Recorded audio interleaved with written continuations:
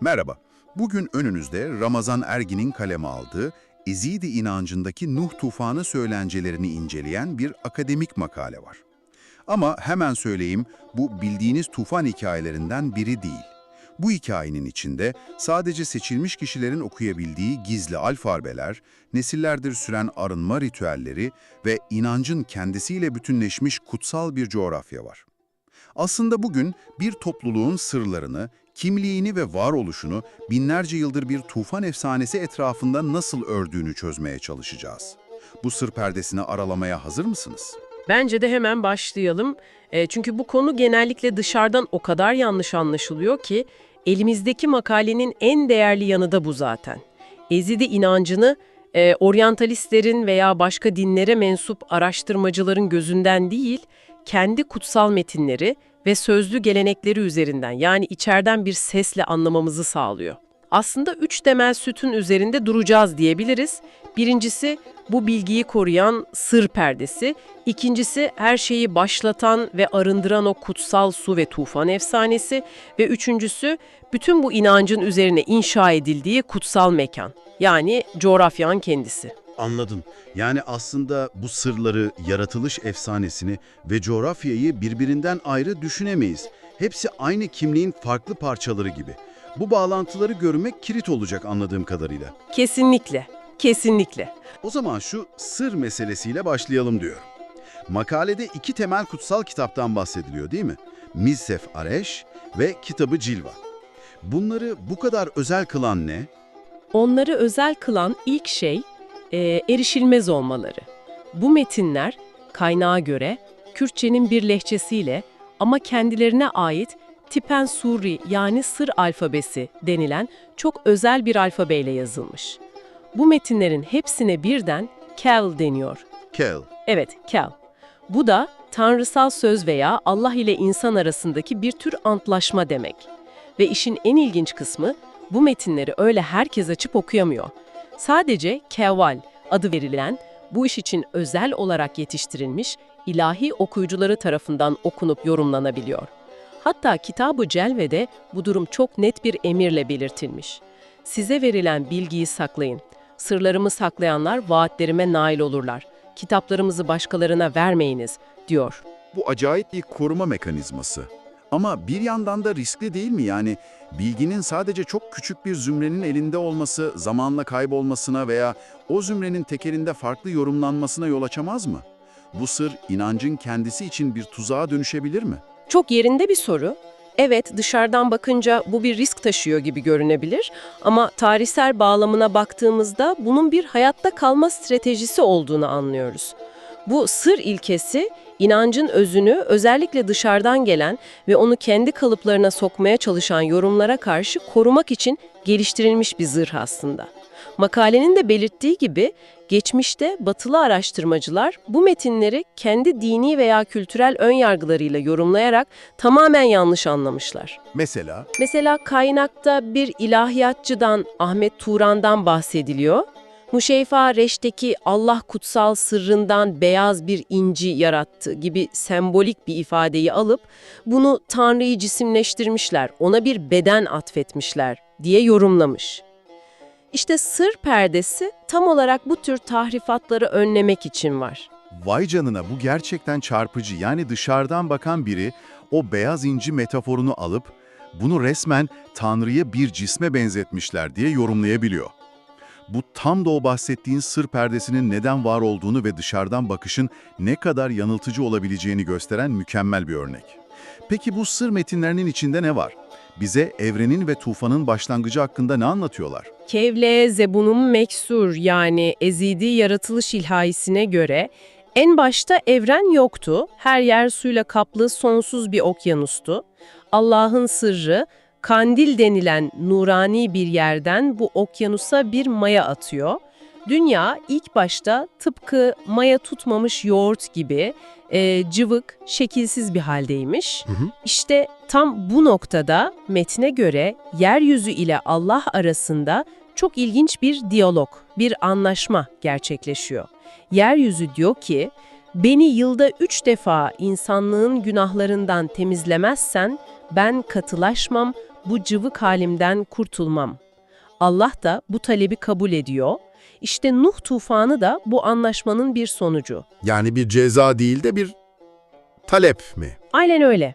İnsanlığın kötülükleri arttığında, yeryüzü adeta feryat ederek Allah'tan o temizlik sözünü yerine getirmesini istiyor ve bu talep büyük bir su tufanıyla karşılanıyor. Yani tufan bir ceza olduğu kadar yeryüzünün arınma talebidir aynı zamanda. Bu müthiş bir bakış açısı. Tufanı dünyanın kendisinin istediği bir arınma olarak görmek. Peki bu maya ve suyla arınma fikrinin günümüzdeki Ezidi yaşamında somut bir karşılığı var mı? Yoksa sadece eski metinlerde kalmış bir hikaye mi bu? Olmaz mı? İnancın tam kalbinde yer alıyor. Laleş'teki kutsal merkezlerinde bulunan Kanyaspi, yani beyaz kaynak suyu. İşte o su, o başlangıçtaki mayanın ta kendisi olarak kabul ediliyor. O kaynak suyu yani. Evet, inanışa göre tufan sırasında yeryüzündeki bütün sular çamur olup bulanıklaşırken bir tek Kanyaspi saf ve berrak kalmış. O, yeryüzünün özü, mayasıdır. Ve bu inanç, Mohkir Murin, yani mühürleme denilen çok temel bir ritüele dönüşmüş. Mühürleme. Bir saniye, bu bir nevi vaftiz gibi bir şey mi yani? Evet benziyor ama çok önemli bir farkla. Vaftiz genelde dine tek seferlik bir giriştir. Mohorkir'in ise hem dine bir giriş kapısı hem de hayat boyu süren bir arınma ritüeli. Yeni doğan her Ezidi çocuk, Kanyaspi'den getirilen bu suyla mühürlenerek dine kabul edilir. Ama aynı zamanda bir yetişkin, günah işlediğini düşündüğünde veya arınmak istediğinde yine bu ritüeli tekrarlar.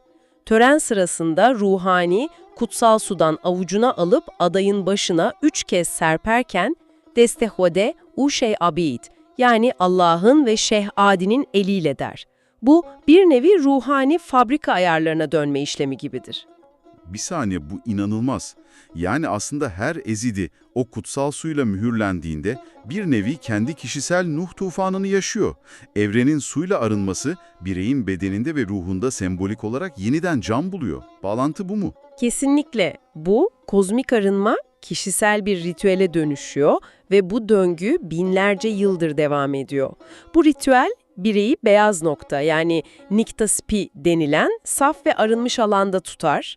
Eğer inancın gereklerini yerine getirmez veya büyük bir günah işlersen kara leke, yani niktareş alanına geçmiş sayılırsın.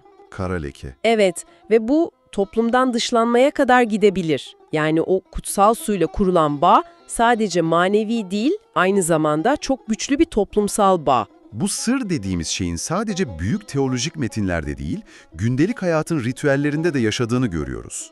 Peki başka nerelerde gizli bu sırlar?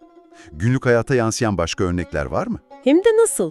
En büyüleyici yanı da o zaten. Sır, gündelik hayatın en sıradan görünen detaylarına kadar işliyor.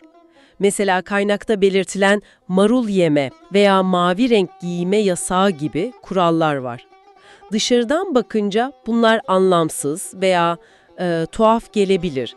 Ama Mısafareş'e göre bunların sebepleri ya bir peygamberin adını çağrıştırması ya da tarihsel bir düşmanlıkla ilişkilendirilmesi. Peki asıl işlevi ne bunların? Asıl işlevi şu, bu küçük yasaklar topluluğu bir arada tutan, biz ve diğerleri ayrımını her gün, her an yeniden hatırlatan küçük canlı sırlar gibidir. Bir kimlik nişanıdır. Yani bunlar sadece yasak değil, aynı zamanda birer kimlik beyanı. Aynen öyle. Ve bu kimliği koruyan başka güçlü mekanizmalar da var. Örneğin reenkarnasyon inancı, yani ruhların tenasuhu. Allah'ın bir ruhu dünyaya birkaç kez geri gönderebileceğine inanılır, bir de sosyal yapıyı binlerce yıldır koruyan katı bir kast sistemi var. Kast sistemi mi? Evet, toplum 3 ana gruba ayrılır. Ruhani liderler olan şeyhler ve pirler, bir de onlara bağlı olan halk, yani müritler. Bu roller doğuştan gelir, sonradan olunmaz. Ve bu gruplar arasında evlilik kesinlikle yasaktır. Her grup kendi ruhani ve genetik saflığını korumak için kendi içinde evlenmek zorunda.